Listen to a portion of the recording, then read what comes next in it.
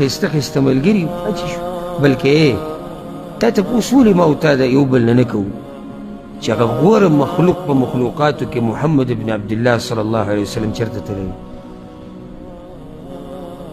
دا سوال ولې نه کوي چې پیغمبر چې شو الله هغه ته وایي پیغمبر ته ښه ما او تاسو څوک یو الله پیغمبر ته وایي إنك ميت وإنهم ميتون.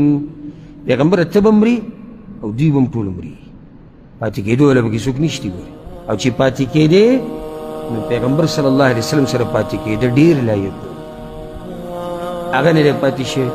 ابو بکر صدیق، عمر، عثمان، علي او نور صحابه کرام او نیکان او د اوسه پورې د علما او د دینداره خلک دا سوال خو چې ته ځان نه وکړه. بیا دا مرګ د دې خپله یو نیټه ده چې هغه څوک واپس کولی نه شي.